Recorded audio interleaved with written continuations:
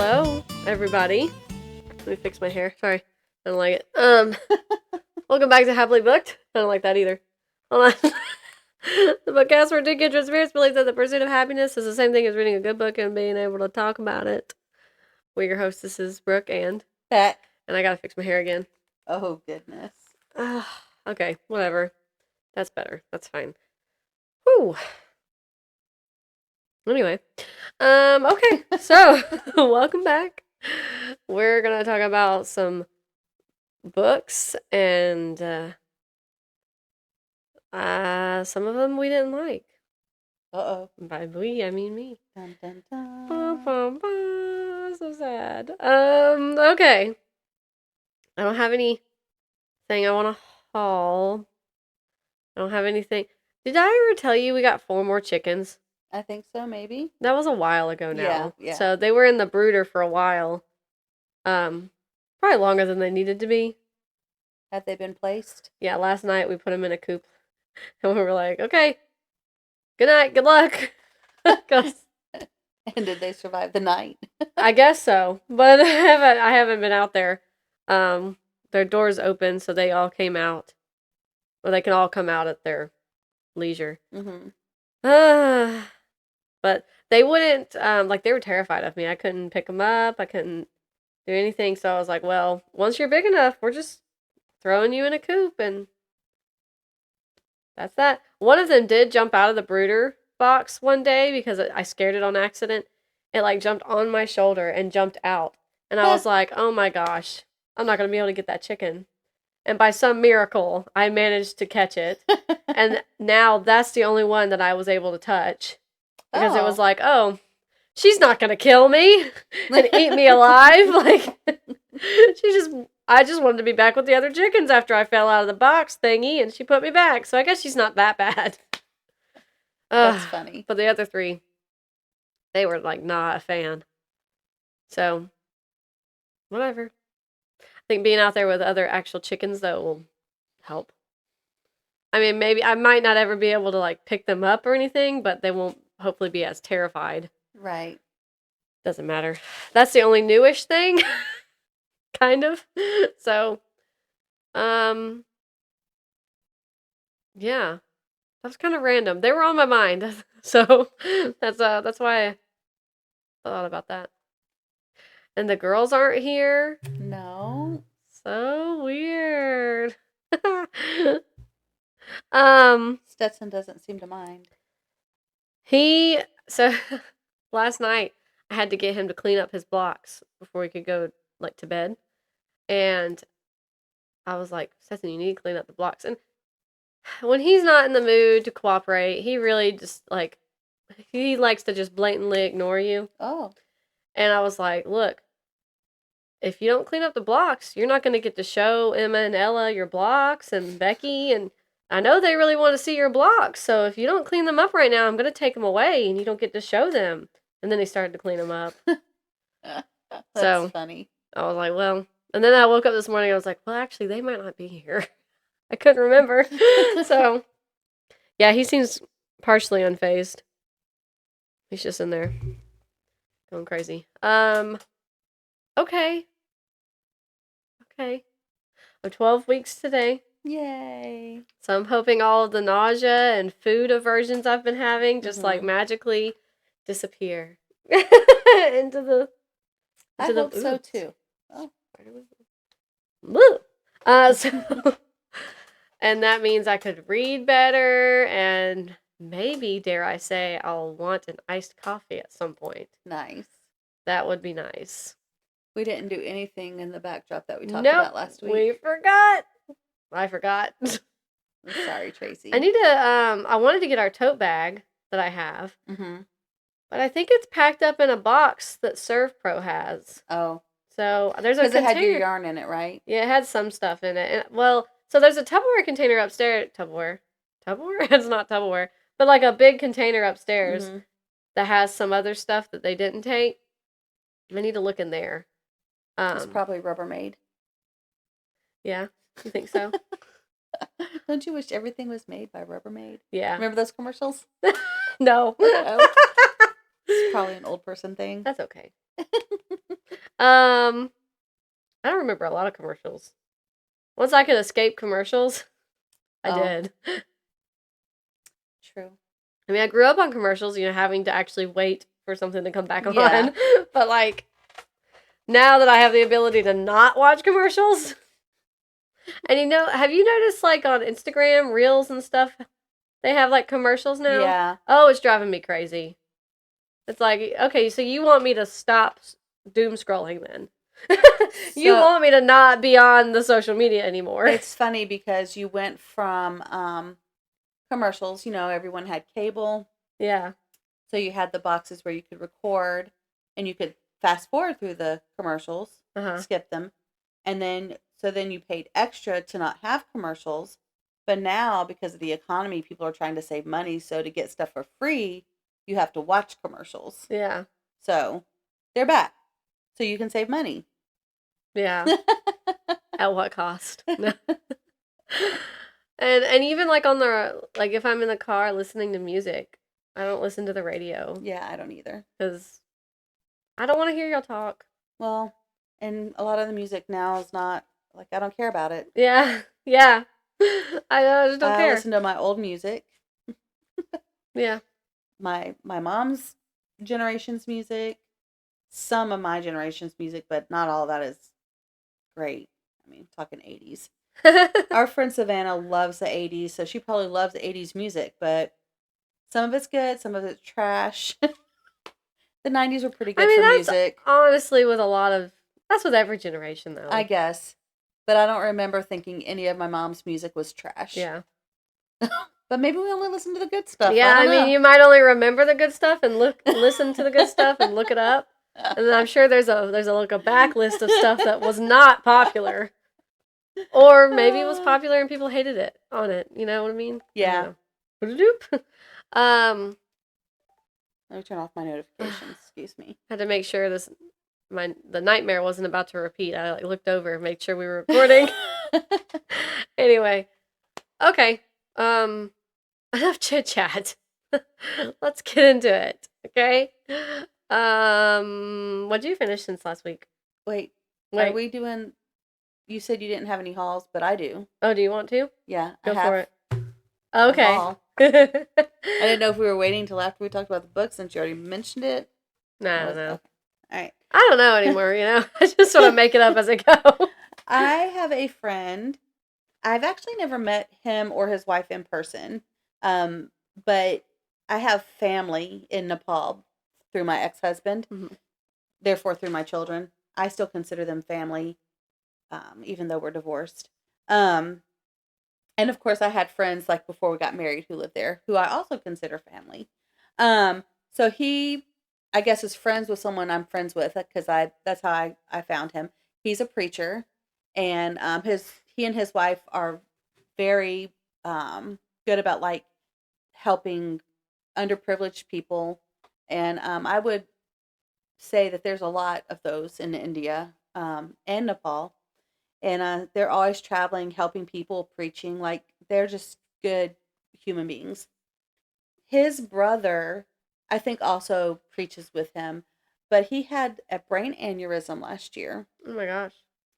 And he was in the hospital in a coma for quite a long time, a month, 2 months. I mean, it was very scary for a while. Like we were praying a lot for him.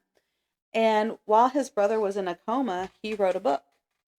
And it's called Chilled Yet Unbroken, Bearing Fruits in the Winters of Life by Joseph Kati. Joseph is my friend. His wife's name is Suba. I'm sure I pronounced her name incorrectly. I'm so sorry. I love you. She's so sweet. She won't mind, I don't think. I'm just going to read the back of the book. I have not read it. I don't know if it's good. I want to promote it. I want to read it because my friend wrote it. Yeah. It says Joseph Kati was born to the late Mr. Kiran Kati and Mrs. Simla Kati in the remote and rugged borders of Bhutan. He carries no prestigious titles. He holds no formal qualifications in writing, literature, or theology. He does not come from a celebrated lineage or a platform of influence. In his own words, he is a nobody, yet a nobody whom God chose to use. This book is not the work of a trained author, but of a man who has been trained by suffering, refined by rejection, and carried by grace.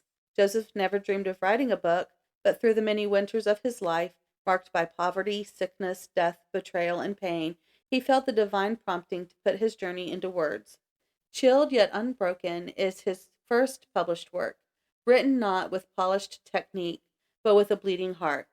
Many of its pages were penned beside the hospital bed of his unconscious brother Asid, as Joseph waited and prayed for a miracle.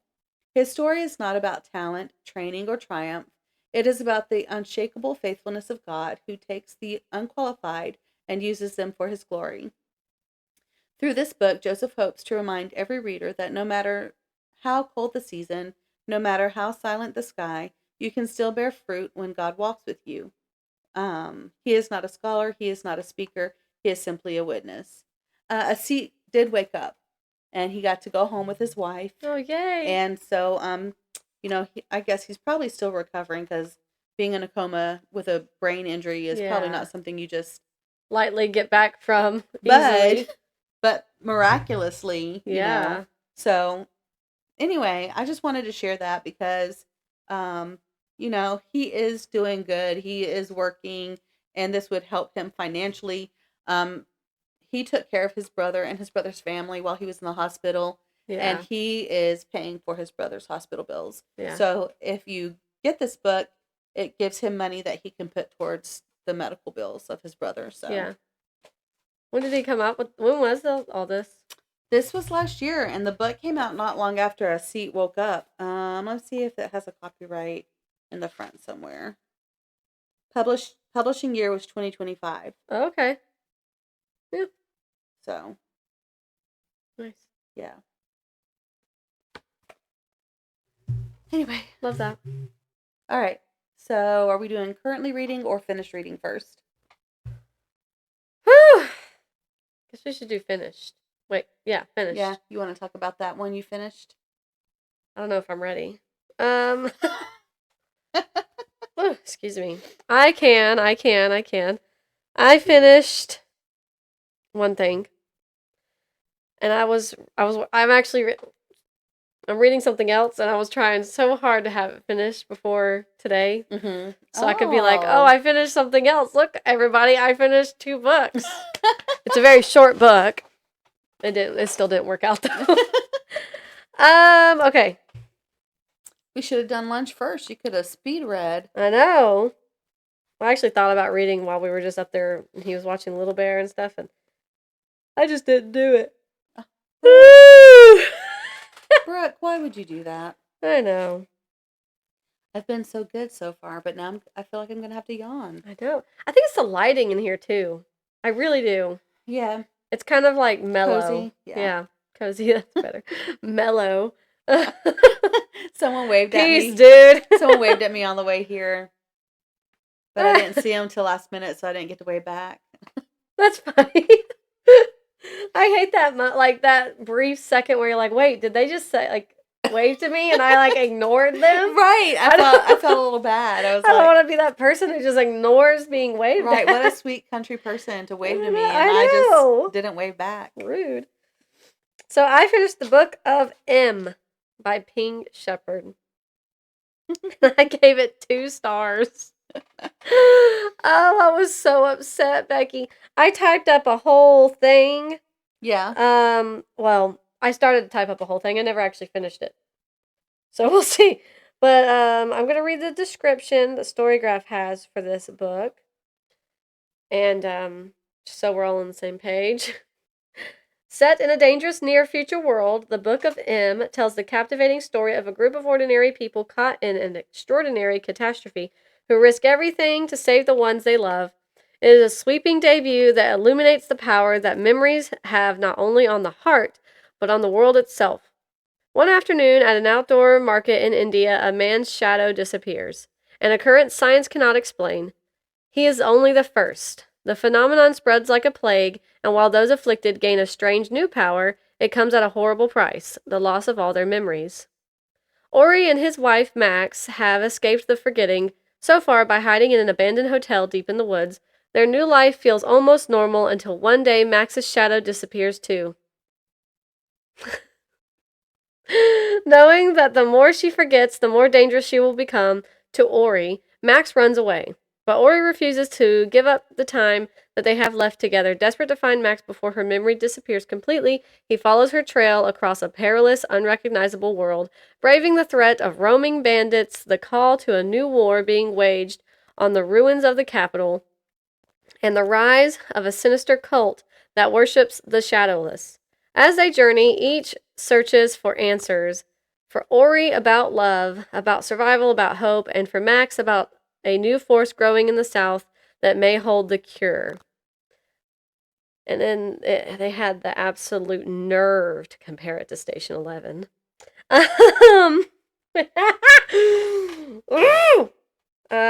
I was so disappointed in this book. I was so disappointed. I'm trying to find my long rant. I mean, and honestly, as I was nearing the end and I could tell, I was like, there is only one thing that will fix this book. And I could tell it was like not going to happen. And I could tell then, as I thought back on the rest of the book that I've already put away and read, that most of the time I thought the story was boring anyway. And there was only like 2 parts of the story where it actually held my interest, and the rest I was just, slogging through water trying to get to a point where something's gonna finally be revealed that, like, matters and will redeem everything, every stupid thing that has happened in this book. And I was just so disappointed. So I'm gonna read this. I did not finish typing up my horrible review rant, but I'll try my best. Because I was trying to keep it, like, right after I finished it, I wanted all of my anger fresh for my paragraph here, for my short story here. And, but then I got distracted after a certain point, Stetson needed something or whatever, and I never got back to it. So, here's what I typed. I bought this book on Kindle. Oh, also, spoiler alert, there's probably going to be spoilers in this. Don't read the book, it's not good. But if you want to read the book, when I'm done complaining, maybe Becky can put the timestamp after that, right about here, and then you can jump to that. Because I know I spoiled some things. They might not be super pivotal, but I know I did. And of course, you might actually like the book. You might. I don't know why you would, but you might. So, I bought this book on Kindle a long time ago now. I've had it on my Kindle for a while, and after not knowing what I wanted to read lately, I decided to pick up specifically a book on my Kindle instead of, trying to get through my actual physical library. That's been there since the dawn of time. And that was actually dramatic. I looked at, like, you can look up your digital purchases and everything on Amazon, and I got it December 2024. That's not that long ago, considering. Yeah. Like, that's kind of dramatic.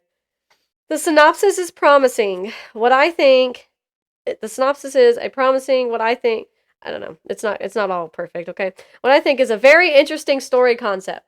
And of course, someone blurbed that if you liked the passage, which I haven't read, and Station 11, which I love, that you would really enjoy this book. I am also interested in the passage. Throwing that out there. That you would really enjoy this book. So, of course, I'm excited and I get right in. It started off fine and normal enough because of what happens in the story. People losing their shadows, which ultimately, for some reason, causes them to lose their memories. It had the feeling of a pandemic story.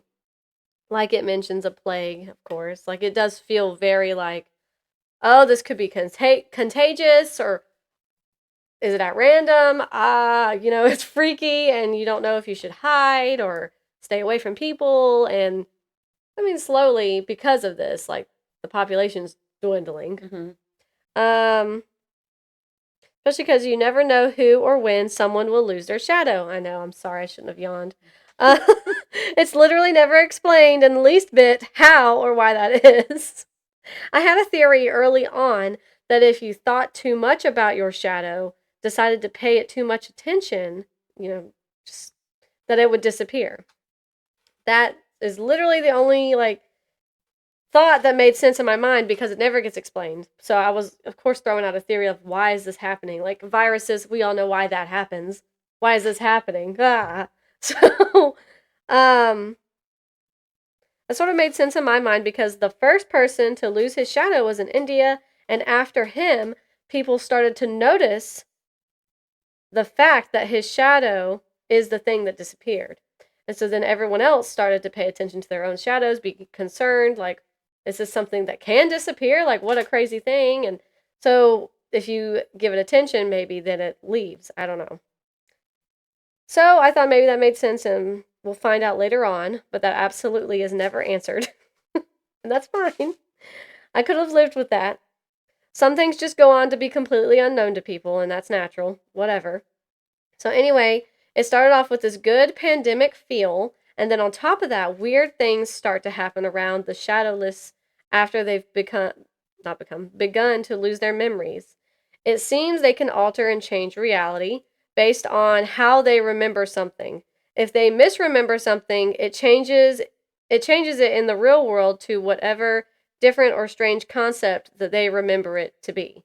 For example, someone misremembered gunshots as a thunderstorm. So every time, like if I tried to shoot somebody, dark storm clouds would come out and then lightning would shoot out of it instead of a bullet. Um, that's and like it is like you mentioned like 2 episodes ago. You're like, wow, that's actually kind of an interesting concept. And I was like, yeah, it's neat. At a certain point, it just gets sort of dumb and boring. Like I just um. So, with all the reality altering stuff that's happening, it's not only a pandemic book, but it is also like a fantasy story.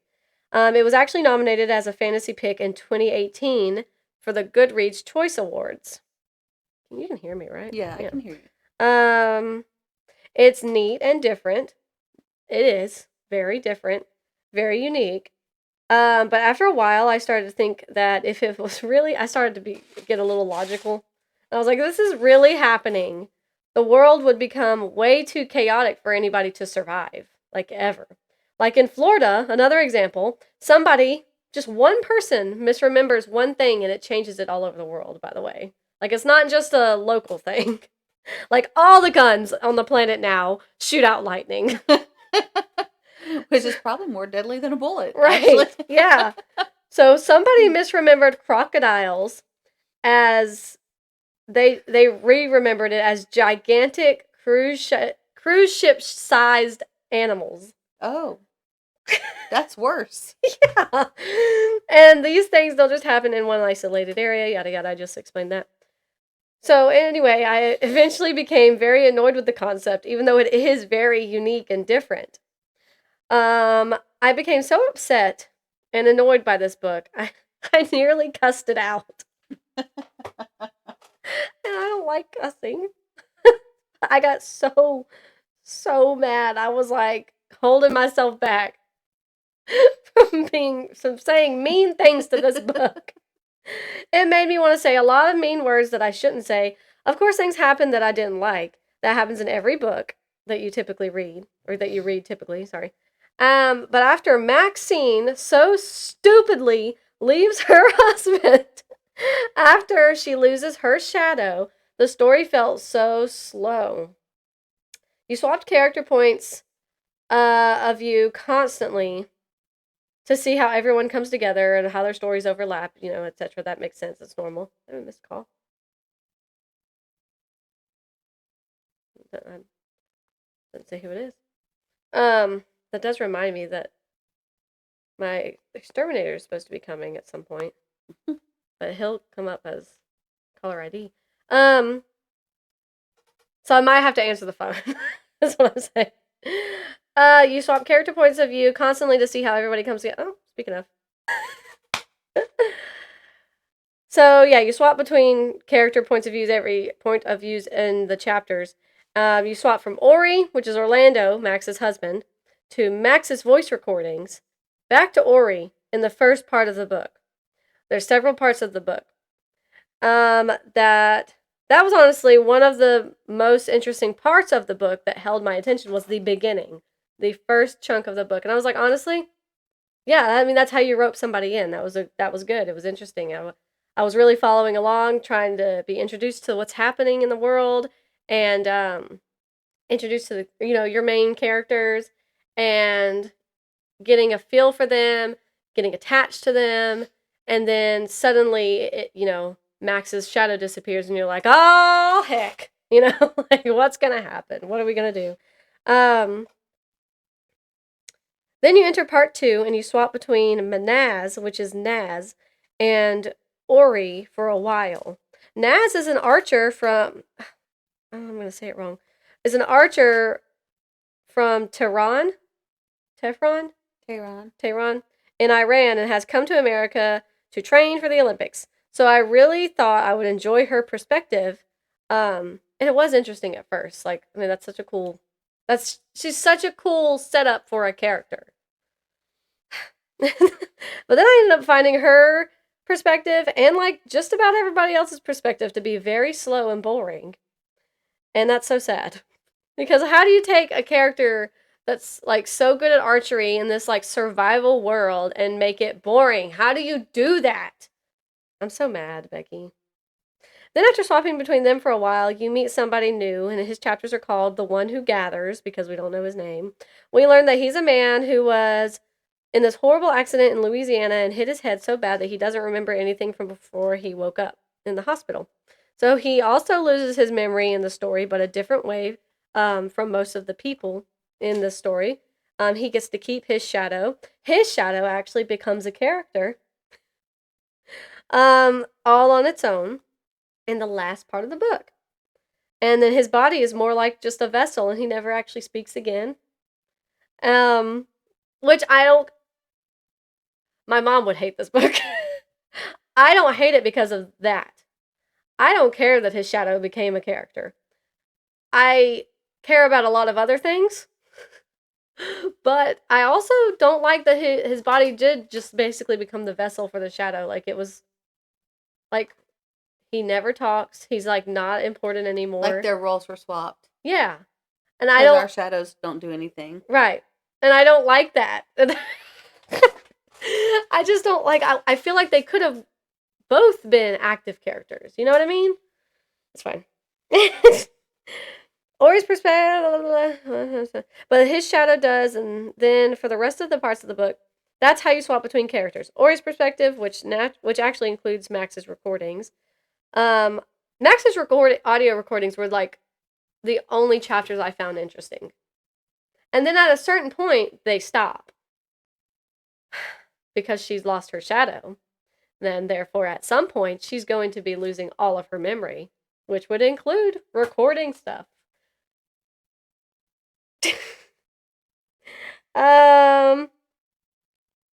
Naz's chapters, and then The One Who Gathers. So you go from that. Ori, sometimes Max, Naz, The One Who Gathers. And I swear, after the first part of the book, everything was so slow and boring, I really started to wonder why I was even continuing to read the story pretty early on. But unfortunately, I kept going. I really felt like there would be a redemption quality to come up. Like, surely we would get answers as to why this shadow disappearing thing is even happening. Surely there's going to be actual hope and development with civilization to keep the order of things actually going. Like, at some point, surely that's going to happen. And even if that doesn't happen, surely Ori will find Max for the love of all that's good on this planet. That's the whole point of the McFreaking book. Even if she doesn't remember him, surely they're going to find each other. Oh, I was so naive. I said that the first part of the book kept my attention and I thought it was interesting. Then after that, it became immensely boring. Then later on as Ori is traveling to find Max, he gets back into Washington D.C., which is actually where they lived, and he finds another person he knows that was actually at the wedding, but they left. Did it mention they were at a wedding? I know they were at a Yeah. hotel. Okay. Um, that's why they were at the hotel. They left the hotel, so they, thought they were never going to see each other again, as you would. And he finds his friend, and it's like, oh, by some miracle, you're alive, and you still have your shadow, and you're actually in charge of a bunch of people and are running this like small army. So good for you. Um, they're trying to save a bunch of books from a library where a bunch of shadowless people are residing, and off and on, they are destroying the books. They're called the Reds, and they have a Red King. Eventually, after being with them for a few weeks, there's a huge battle they end up having where Ori has to go in and save a specific book, and try to save his friend, and it gets a little insane. It actually reminded me a lot of the movie I Am Legend. Just the movie, not the book. Those intense like chase scenes they had, or that was in the movie. So them going through all that. I'm not even reading what I typed. So them going through with that battle is another part of the book that I found very interesting and that kept my attention. Then I just kept going, thinking I wouldn't regret not DNFing the book. Well, Max. Now back to Max. Max had joined up with a band of shadowless people. They're up here. This might be backwards for y'all because I'm not that smart. They're up here, like, they're still in Virginia, but like at the edge. And she forgets her shadow and is like, I'm gonna go somewhere I've never been before, because that makes complete sense. Instead of going home or staying with my husband who will protect me and love me, I'm gonna go. Oh, y'all said Louisiana? New Orleans? Let's go there. She goes, woohoo, down here. And he's like, oh, the only logical thing would be that she would go back to DC and go home. So he's over here. She's way down here. Driving me. I don't know if you could tell, but it drove me absolutely crazy. So she joined up with this group of shadowless people who were trying to get to New Orleans to hopefully be cured and ultimately saved. There was like a group of like 9 or 11 of them, something like that. Only one of them makes it to New Orleans. Is it Max? And I'm going to tell you right now, it's not Max. Oh, Becky. Sorry. Ori gets this, then Ori, still in DC, magically gets this feeling that he needs to go to New Orleans. And he's going to take all the books that they've been saving to New Orleans, because they just all feel like the person who is down there and getting a cure for these shadowless people, they need these books. Okay, cool. And I was like, oh, okay. So somehow, some way, these books are going to save the shadowless people. I don't know. So now at this point, everyone's going to the same place, which of course, what are the actual odds of that? But that's okay. It's a book. It's okay. I can get past that. I had said in the podcast that the synopsis hints at a cult and a cult leader who are a threat, or that are a threat. I thought it was going to be the one who gathers. He's also called the amnesiac. So I might just say the amnesiac. It's a little bit quicker. So I thought it was going to be him. Because when they call him the one who gathers, that just sounds like a cult leader, Although reading his perspective, it's like, if he's a cult leader, he was dragged into it. Like, he's not a culty guy.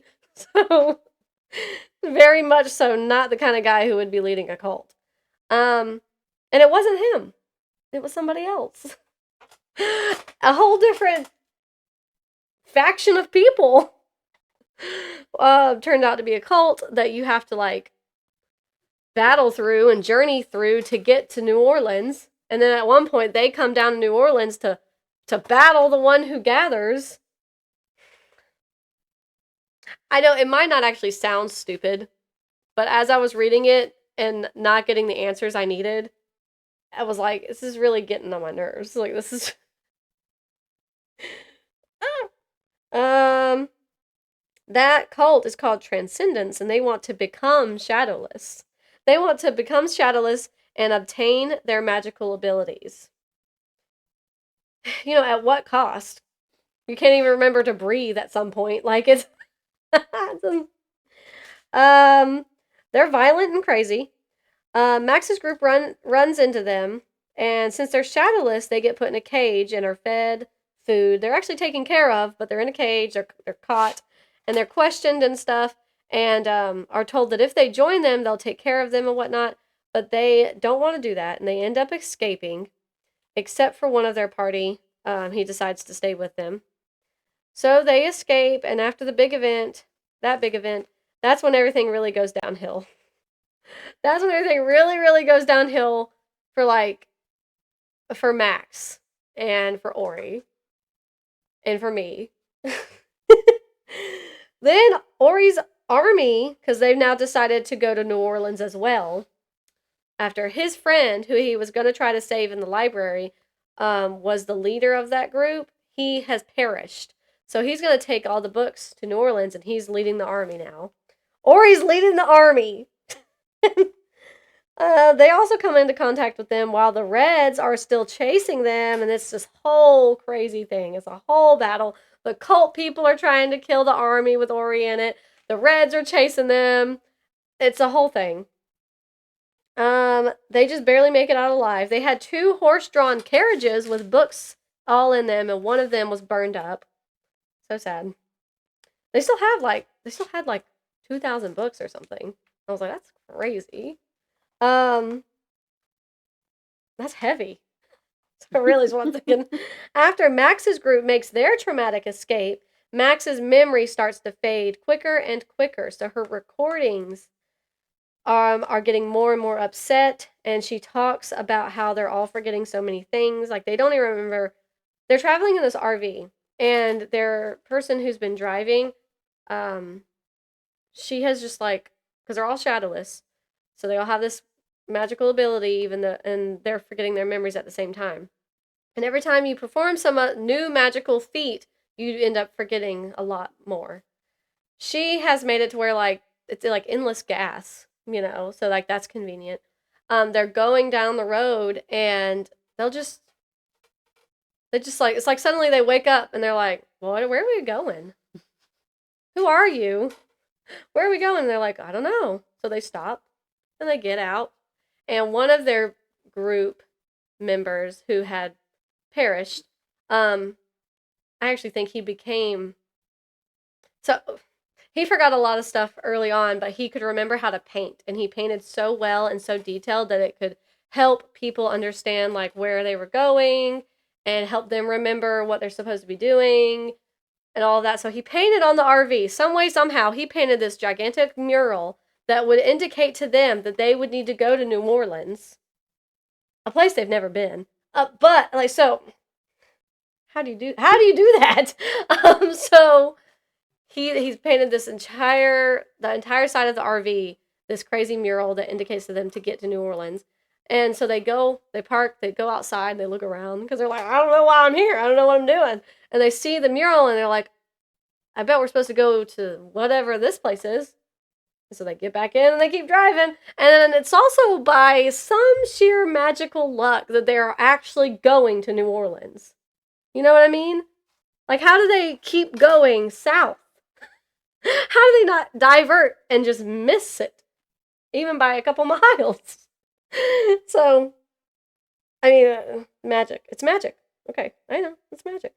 And the one thing Max has been able to remember throughout all of this is Ori, her husband. She's trying so hard to just remember her husband. Like I typed then, and then I didn't finish.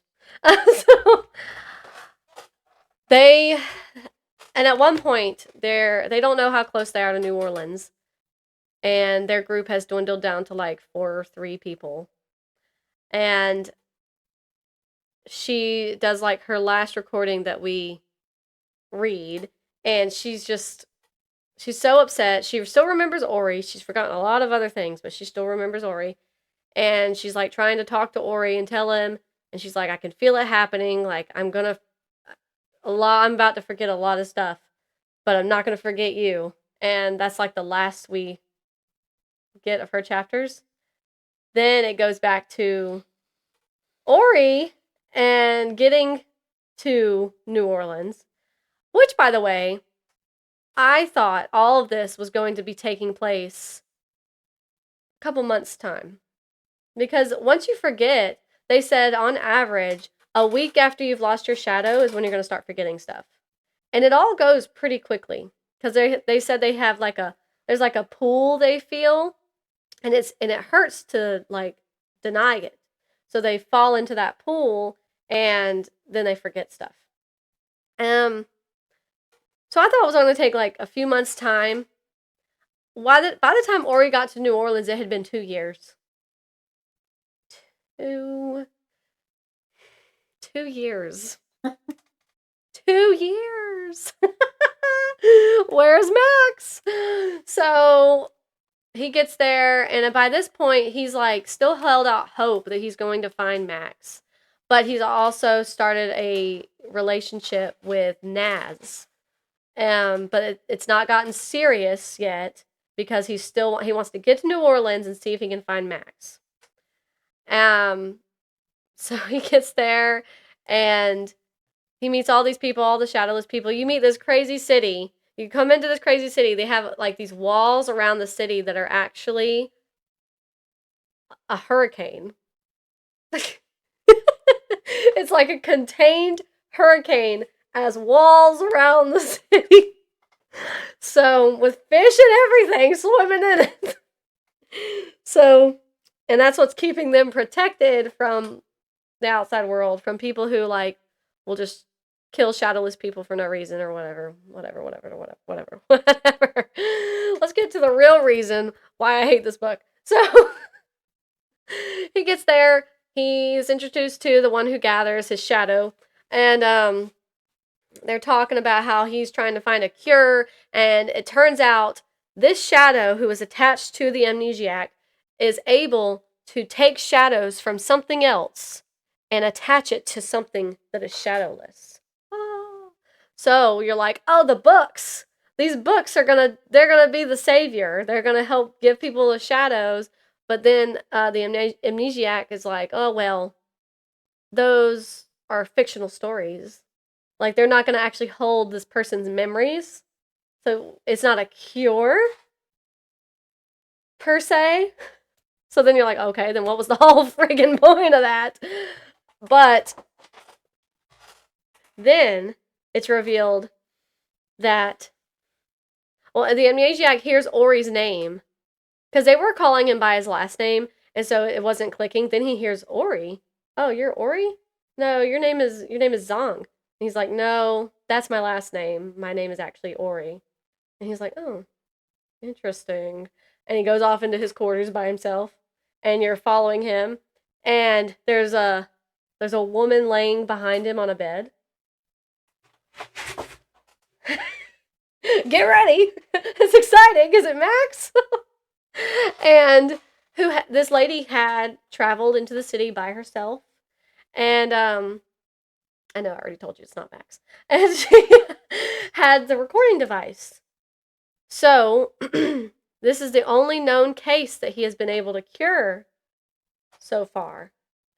And he took the recorder's shadow and attached it to her, and all of the information that was in the recording device, because it's all such personal information, like it's who she is, it's put back into this person who is not Max. So after he's confirmed that she's going to be okay with this new shadow who's attached to the body and all is well, he's like, okay, I can go tell Ori that Max is here, because he doesn't know who Max is. He's like, I can go tell Ori Max is here. So he goes and he tells him, and he's like, oh my gosh. So that obviously puts a strain on him and Naz's relationship. because, oh, yay, your wife is actually alive. Great, wonderful. So they go into this meeting room, and he's waiting, and he's waiting, and he's waiting. And I knew it. I knew it, Becky. I knew it wasn't going to be Max. Because the way it was taking so long, and it was, do you mind? And it was, it was building up so slowly for them to actually see each other again. I was like, it's not going to be Max. It's not going to be Max, and I'm going to throw my Kindle outside. Like, it's not going to be her. And, lo and behold, she's allowed to come to the room with him, and it's not Max. And it's actually, the driver of the RV. And which does not feel as dramatic when you haven't read the story, but like obviously it's dramatic that it's not Max, but like he actually met the driver of the RV early on when he was scavenging before Max ran off. Because and that's how he originally heard that, oh, something's happening in New Orleans, we're going to go there. And he recognized her, and she's like, I'm not Max? Because she doesn't know, because her memory's all gone except for what was now put into her shadow because of the recording device. Becky, I tell you, when I was so pissed, I was so mad. And then because of that whole situation, the amnesiac was like, whoopsie, that sucks. So, to prevent that kind of incident from ever happening, unless you have some kind of device, like a recording device that would hold all of your memories, or like some diary or a driver's license or something, I'll just attach some book shadows to everybody. That way they won't get worse. And there's a base of some kind of memory you can work with. Yes, they're gonna, someone's gonna think that they're Tom Sawyer, but like you can work with that instead of them just being panicked and memoryless. So you don't know what happens to Max. That's it. That is it. You don't know what happens to her. Her last recording is like, Ori, I miss you so much. I don't know why I ever left you. And I'm over here like, yeah, you dumb. I don't know why you left me either. Stupid. And I can't even tell you the amount of rage I felt when I read the ending there, and I was like, oh, her name was Ursula, the other lady, the driver of the RV, and I was like, oh, it's Ursula. And of course, I don't think she did that on purpose, because her memory was completely gone. She couldn't talk, she couldn't do anything. She just showed up, and she had the recording in her hand. When the amnesiac said she showed up with the recording device in her hand, I knew immediately. I was like, it's not Max, because she always had it around her neck, tucked in her shirt. So whatever happened to Max, don't know. And I'm so mad about it. I'm so mad. Like, I would have rather her shown up and like Ori watched her die than what happened in the end there, because then you would have at least known what happened to her. I was so mad. If it wasn't my Kindle, I would have thrown the book outside. I was so mad.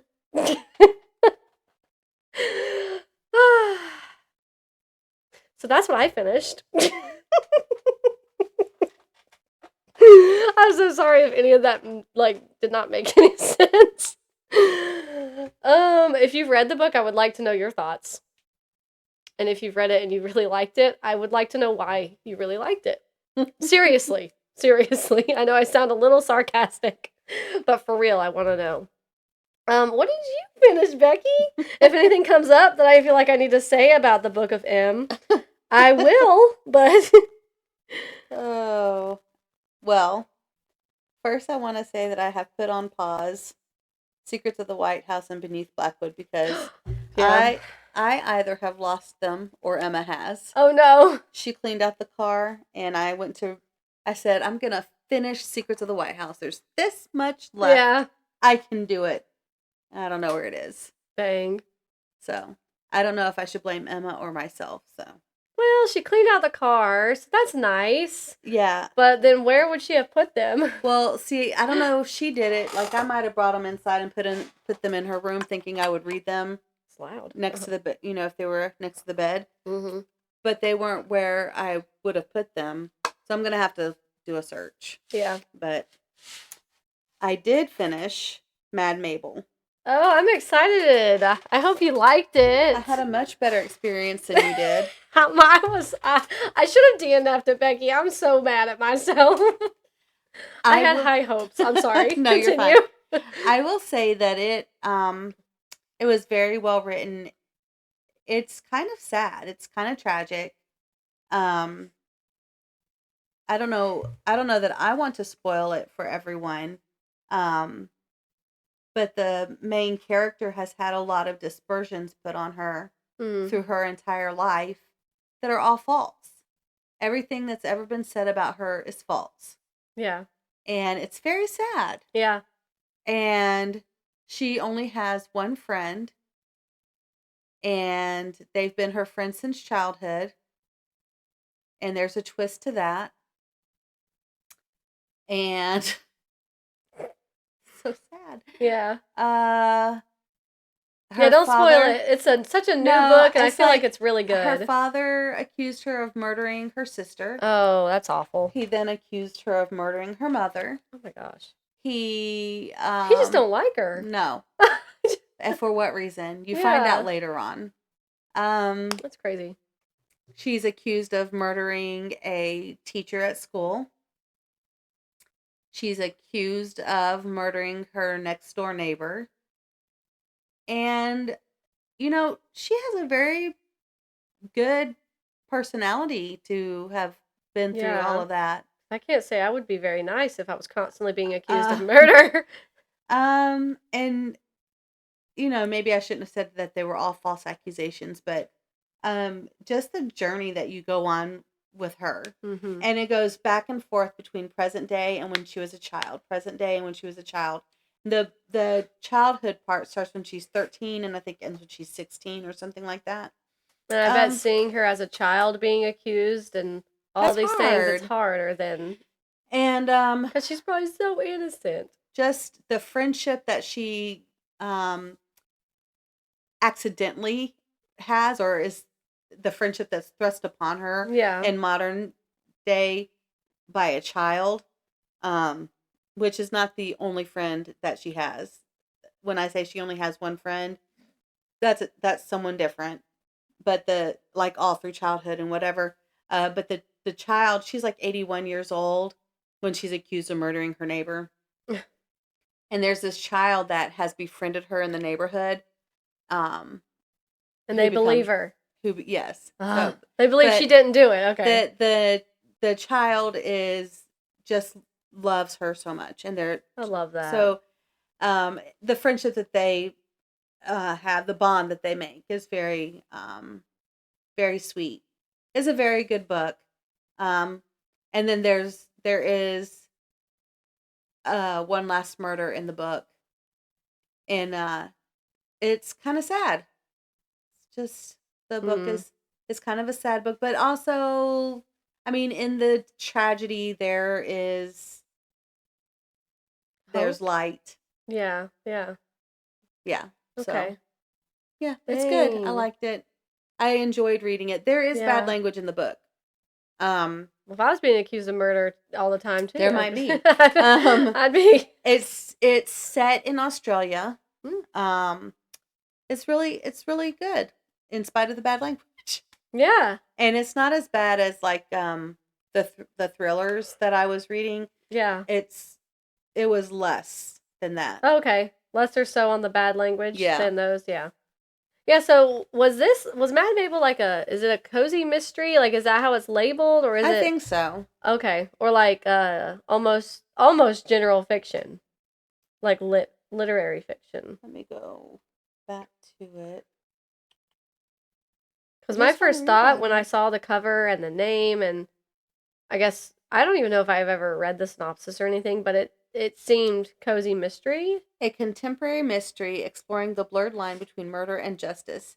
Ideal for readers who enjoy medium-paced suburban noir with an Noir. emotional edge, prioritizing family secrets and twisty reveals over high action plots.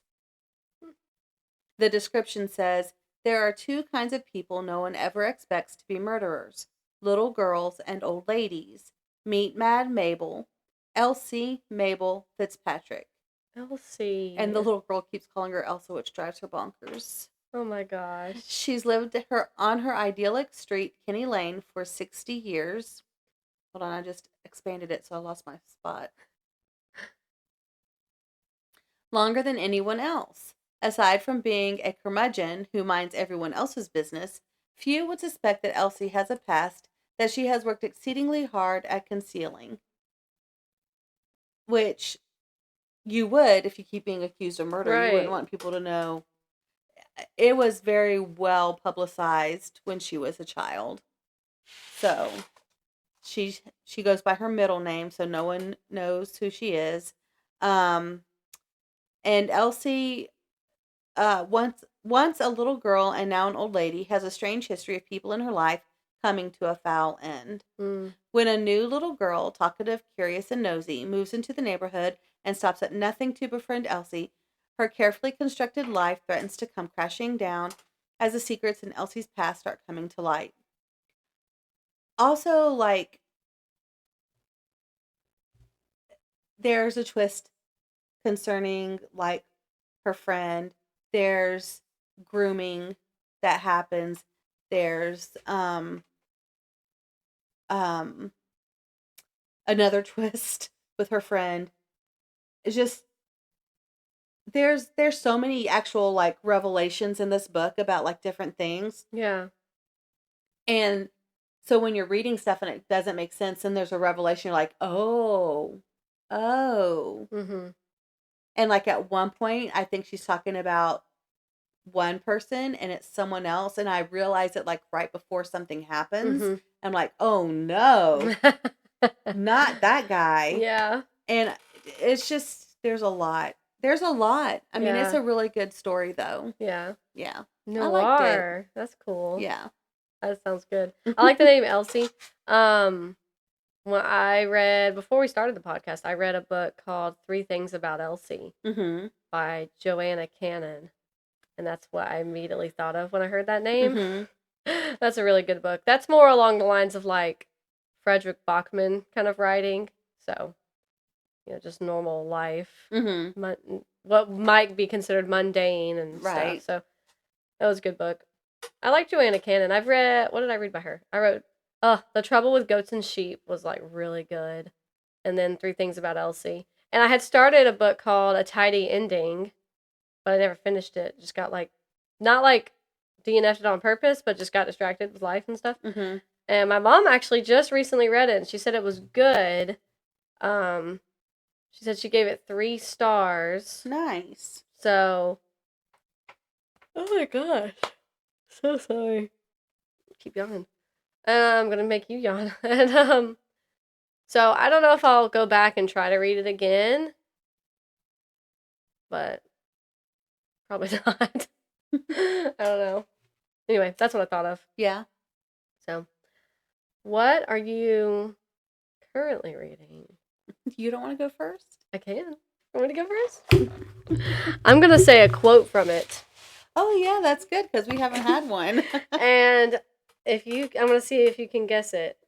I don't know if you'll be able to. I don't know if you've even read this book. I don't remember if you have or not. But I guess we'll find out. Yeah. So there's no actual pressure. Unless it turns out I've read it, and then what a loser. Right. What a loser. I don't think I've read this. And you're going to be like, you're going to understand why I said it that way. Sorry. Let me see. There's that one. No. I've highlighted a couple things. I don't like the placement of this camera because you can almost see my bad outfit choice. Oh, it looks fine. It looks fine. You're like right at the line. I'll try to remember to change it.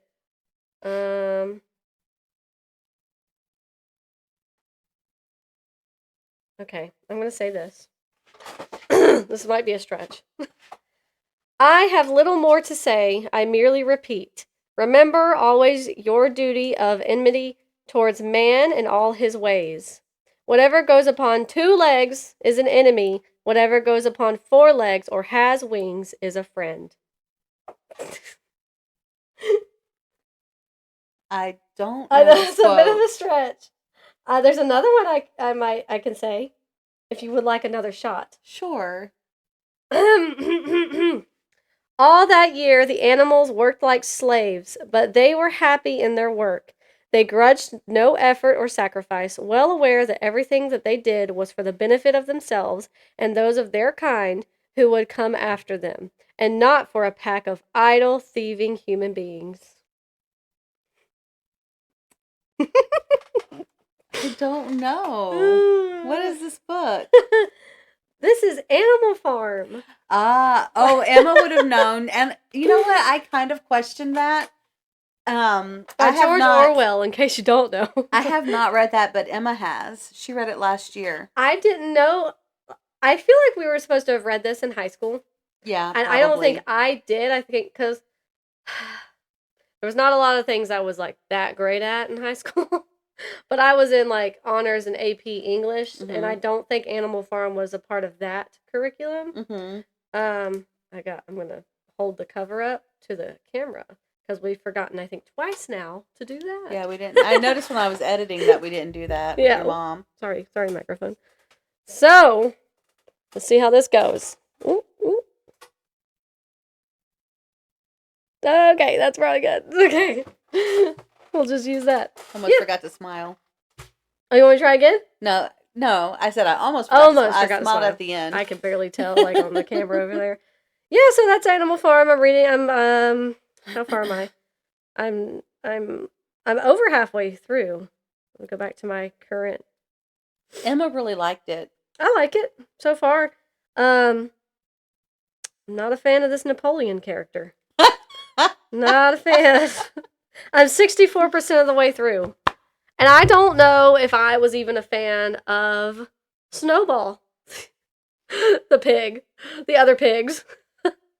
So, like, Major is an elder pig who one day realizes they're, like, fed up and with Mr. Jones, that is their farmer, and their handlers and everything. They're farm hands. They're not very nice to the animals. They feed them the bare minimum, and they're just overall not very friendly. So one day Major calls everybody into the barn after Mr. Jones has gone to bed, and he's like, the first quote was from him. There's gonna be a day. I don't know if it's gonna be in my lifetime or your lifetime, but we're gonna rebel against these humans, and we're gonna take over the farm. Silly animals. And so just be ready, comrades.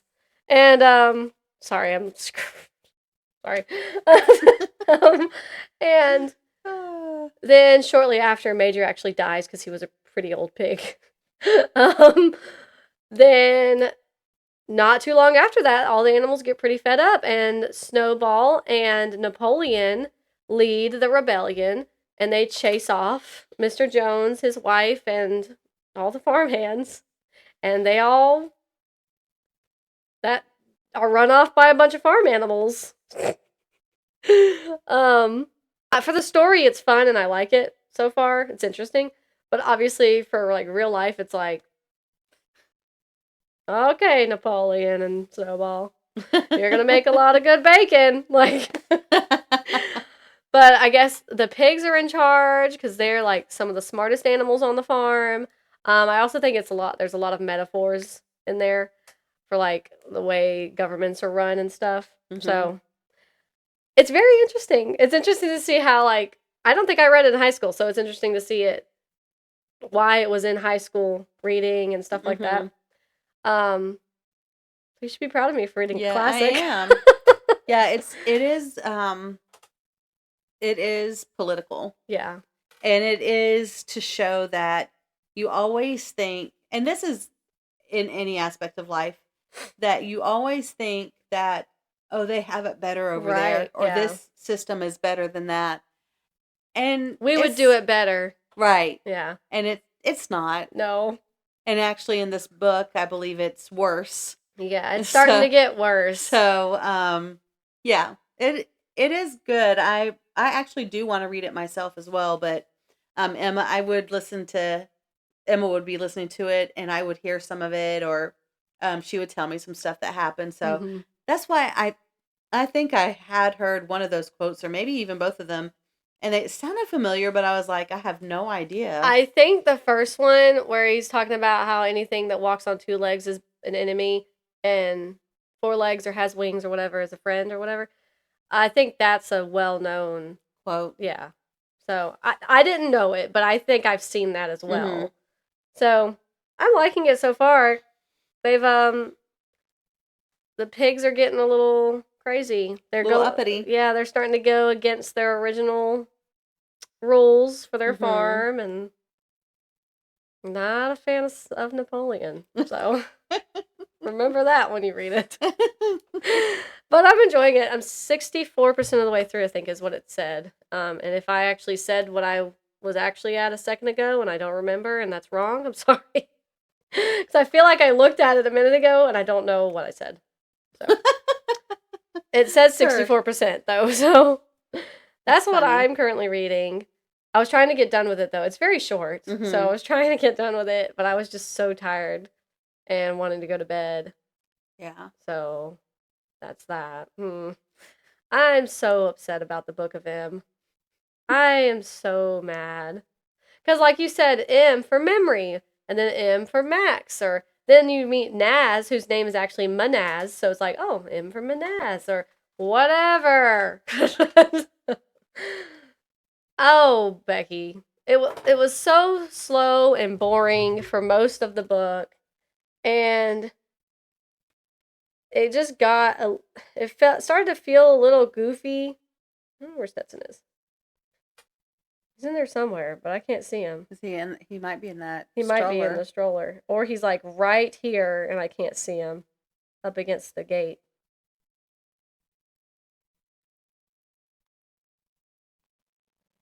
Maybe this is my father's fishing net. That's Little Bear. Hello there. Anyway, we'll go up in a second. Maybe he put himself to bed in that stroller. We'll have to sneak up there. Quietly eat pizza. I was so upset. I was so mad. And like, of course I was like you're on pins and needles already because you're like, oh my gosh, why would Max leave? But okay, like, or he's gonna go find her, or he's gonna go find his wife. And they go boop in totally different directions. And then he gets tied in with this group fighting the Red King and the Reds. And like and I thought, oh my gosh, once she's in this group of other people who are now driving somewhere, we're never gonna find her. Like, and it just drove me crazy that you never knew what happened to her, and she's such a main character. Like, in Station 11, there's things you don't know about. Like, you don't know what happens to certain people, but they're never, like, the main people. the reason you're even reading the book. Like, it just... Oh, it made me... I was so... I can't even describe the amount of rage I felt when it was confirmed that it wasn't Max, who now got Max's only hope for getting her memories back, even if she is alive somewhere, because we don't know. Now she can't have memories at all now that were hers. I was so mad. And the girl who gets her memories, no, I don't think she did it on purpose, but it's like, out of the rest of them, I didn't expect her to last that long, because she was already losing her memory by the time Ori found her. Excuse me. And then she's also, like, she's nice, but she has a tendency she'll get violent. And so it's like, her and Max were buddies, so, like, I like to think that she didn't, like, kill her because she didn't remember she's not supposed to kill her or something, or, like, I just want to know what happened to Max now, because I'm so mad. I'm so mad that she got her memories in the end. I should have just tied her up somewhere at the hotel before coming back. If you're gonna leave her by herself, at that point you would really just need to keep her with you, like all the time. Like he went out to scavenge, and he was terrified because he knew that she lost her shadow, and the whole time he's terrified that something's gonna happen, and but she's alone in the hotel. I wouldn't have left her alone. You know what I mean? Oh, I was so mad. I was so mad. It was a waste of my time.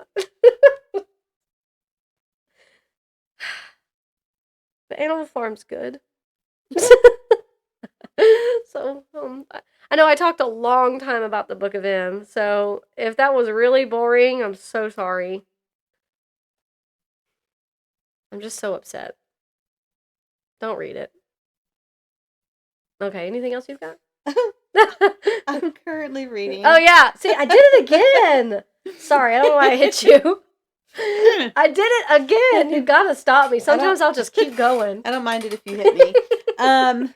Currently reading Three Bags Full. Oh, yeah. But I'm going to have to read another book as well because I'm only listening to this with Emma. Okay, yeah. And I think we either started it Monday when we left here. Mm-hmm. I feel like that's what we did. Because I wanted to listen to it Wednesday. Or maybe we started it Wednesday. Mm-hmm. Because I wanted to listen to it Sunday. And she said, I really thought about that, Mom, but I'm going to miss you so much when I'm at camp. Oh. I don't want to listen to the book and not spend time with you, like, talking. Yeah. So I would rather listen to music and talk to you. That's so sweet. They're both sweet girls. I didn't put this in my video that I did He is earlier. in the stroller. I see his hand. Okay. I was getting a little paranoid. I had to look again. Well, before I do that, this book so far is very good, actually. I don't know about why these people who said that it wasn't good, it was weird, blah, blah, blah. So far, it's good. I mean, a whimsical, dark mystery exploring the absurdity of justice and perception, ideal for readers who prefer a slow pace, dry wit, and a surrealist tone over traditional crime tropes, especially those drawn to eccentric perspectives. I think I need to read a cozy, macabre aesthetic. Macabre. It's very good. Macabre. And as far as slow, he dies in the first. Right. How slow do you? As soon as he's already dead. Yeah. How slow do you think it needs to be, or it is? Like, what do you mean? So, anyway, what we've listened to so far is good. We like it. I'm glad. I didn't put this in my video that I posted earlier. I'm trying to do the convos with Brooke and Beck to save on podcast time so that we're not here for an hour and a half. Well, I've ruined that today. But when I dropped Emma and Ella off Sunday, it's just a drive-through drop-off because of how the campsite itself is set up. There's no place to park next to the cabins. So you drop them off and then you go down the hill and park in a grassy area. And if you want to, you can walk back up. Okay. Working at a job where you are on your feet walking all day, every day does not prepare you for this walk. Yeah. Because it's uphill. Right. And I knew that going in. I knew I was going to die before I got to them. I had meant to bring my mom's extra key to the car because nothing on my car is electric. Right. You can't unlock the doors electrically. Yeah. You can't pop the trunk. And as a kid in the 80s, my mom had a 5-speed. You could pop the trunk. Okay? I don't know why we can't pop this trunk. High class right there. Yeah. But I got to use a key to open the daggum trunk. Yeah. And so I knew there was stuff in the trunk that I was going to have to walk up there because I had forgotten the key. Because I didn't want to turn the car off in the line and do all that. Mm-hmm. So, and it was just 2 little caddies. They're shower caddies. And so I'm walking up the hill with her shower caddies and Ella's medicine bag that she couldn't find when we were unloading. Stuff. Yeah. So I walk all the way up there. I've got 2 shower caddies. And one of the girls was like, do you want me to walk one of those in for you? Or she said, which cabin are you going to? I said, G3, G4, G3, G2. She goes, oh, I'll take G3 for you if you want me to. I said, sure, no problem. So I walk Ella's to her. I never saw Emma's cabin, the inside of Emma's cabin, because I'm in there with Ella. And I turn around and there's Emma. She goes, Mom, I miss you already. I forgot my water bottle in the car. They'll probably give you a new one. That's okay. They do not supply water bottles. You're supposed to bring your own. Yeah. So I walk all the way down the hill. Thankfully, one of my friends and her husband were driving by and they're like, do you want to ride? So I was like, because I'm old and out of shape. I feel in my mind I'm in shape because I walk all day, every day. Right. But I'm not. I'm not in shape. And you lift the tea and the lemonade and the ice. After not working there, I'm like, I need to lift some stuff. Like, so I'm like, yes, I would love a ride back down because I'm gonna have to walk back up. Yeah. But I didn't. I just drove my car up. I was like, they said I could just drive through and drop it off. So I told them, I said, wait here for me, and I will just hand it out to you. So I'm like in the line. It's longer now. Right. We were like first in line last time, the first time through. And this is I'm through like the church, fifth, right? Yes. Okay. I'm like fifth in line now. Yeah. I'm sitting there.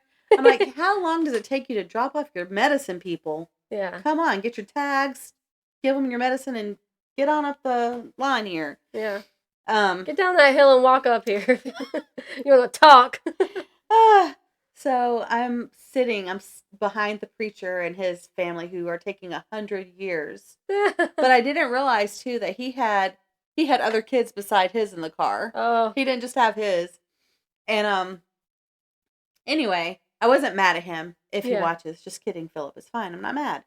He probably doesn't watch. I'm a little mad. Sitting there, and this whole group of kids start coming down the hill, and I see Emma and Ella, and I was like, well, at least they're gonna walk. They're not gonna miss me. I can just hand it out the door. I didn't really get to tell them goodbye. Ella took Emma's water bottle and turned around and handed it to. Ella took Emma's water bottle and turned around and handed it to Emma. And then they kept on going. I don't know what they were doing. And then I still had to sit in line to make it back down the hill, but it's okay. Yeah. My dad thinks I'm sadder than I am. I think he's very sad. Aww. I miss my children. He's projecting it onto you. I've never been one to like want my children to go anywhere. I don't. Right. I want to be with them. I wish I could be at camp with them. But like I'm realistic. They're gonna grow up. Mm-hmm. And this is just part That's of the awful part of having kids. Yes. This is just like another part of life. They are having fun, and I don't begrudge them to have fun. Am I a little teensy bit lonely? Yes. Aww. But like I'm not overly sad. Yeah. Like I was last year. I cried myself to I sleep know. last year. I remember you were so sad. But like, it's part of life. Yeah. And one day when they get married, I'll cry because then they'll be gone forever. Well, it'll be so sweet. Oh my gosh. I hope that they get to live near me. Yeah. When they get married, but I know that realistically that doesn't happen for everyone. So I may not be that lucky. Yeah. But I know they're coming home at the end of the week. I took Saturday off so I could go get them. I'm off all next week so I can do VBS. Mm-hmm. Almost all. I'm sure I work Friday and Saturday, but I took the week off to do VBS. And so, I'll be with them all day, every day next week. So like, I'm not sad. Yeah. But I did sleep at their house last night because when I got home to go to bed at midnight after I sent you the podcast episode, there was a happy little water bug running around on my bed. And I said, I'm not sleeping with you. And I went back to my parents' house. Yeah. I thought you were going to say because you were lonely. No, I was going to be okay. Yeah. Sleeping down there in my bed. I don't blame you, though, that water bug. But I wasn't going to share it with the water bug. No. We're not doing it. Mm-mm. So, anyway, I'm I don't sorry blame that you. I didn't put all of that in my convo, my video mail, if you will. Mm-hmm. But I did want to share it. So, We appreciate it. and that's all I have. I'm glad they're having fun. Yes. I can't wait to see pictures. I don't know when they're going to post them, but Yeah. they usually post. So, they'll post stuff from yesterday, today, and Uh-huh. so on and so on. So, Exciting. it'll be fun, yeah. Oh, I wish it was Saturday a little bit, but Yeah. It's okay. I'm not going to wish their life away or Yeah. mine. That's right. That's right. You can take this time for yourself. You read, Yes. Do some actual cleaning. clean, Yeah. just nap. Even, I don't know. Oh, I do have to go get my emissions done and my tags Oh yeah. because Thursday's my Oh birthday. yeah. So Oh yeah. Ella was upset about that. She's like, Oh I'm gonna miss your birthday. She said, do you think Miss Jennifer will let me call you? Will let me FaceTime you on your birthday? And I said, well, I don't know. I said, but you can ask her. It's yeah. not gonna hurt to ask. Yeah. The worst she can do is tell you no. We'll see. That heartless lady. I know. Just kidding, No, Jennifer. you can't call your mom She's on actually her very birthday. she's actually very sweet. I'm kidding. Uh-huh. But I mean, if she told her no, I mean, it would be fine. Yeah. Like there's a lot going on, and it'd be okay. Mm-hmm. So, yeah, and Megan's birthday's coming up. yes. And I ordered her something.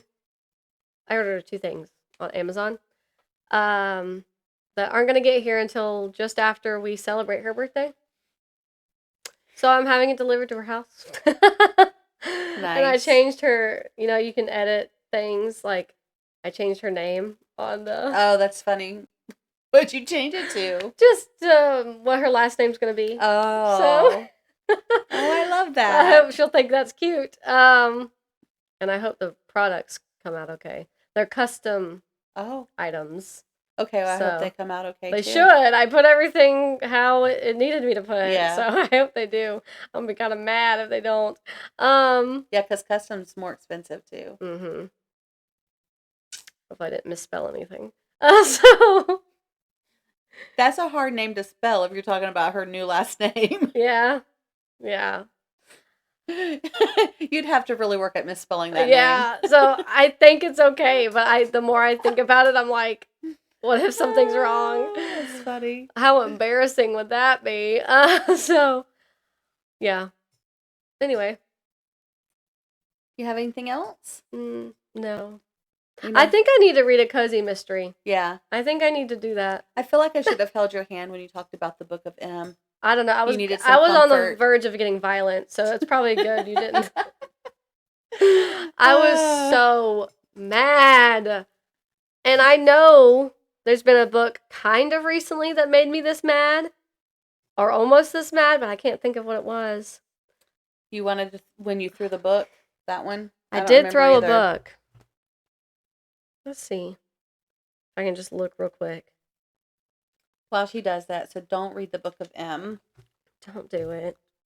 And I feel so bad saying that because it's like, sure, somebody likes the book. A lot of people like the book. It was nominated for the Fantasy Award through Goodreads in 2018, and it has it's almost got a 4.0 rating on Goodreads. But when you were talking about it, it felt like the author was like, "How can I ruin this book for How everybody?" can I upset everyone?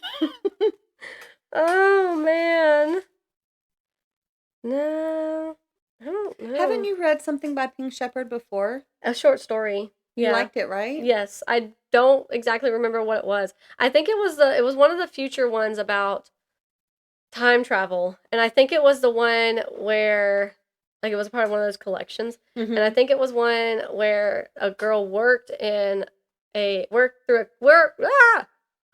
a company that people could come and pay to go time traveling. Oh, uh-huh. It was like 9 months, 28 days, and 3 hours, I think is what it's called. Something like that. I think. I could be wrong. I might be misremembering. You know what? I'm actually getting right into For a Limited Time Only by Pink Shepherd. That's what it was called. I gave it 5 stars. I really liked that one. I don't remember. I don't know. I didn't like Trapline. I gave it a better rating though. Oh, We Were Liars made me mad.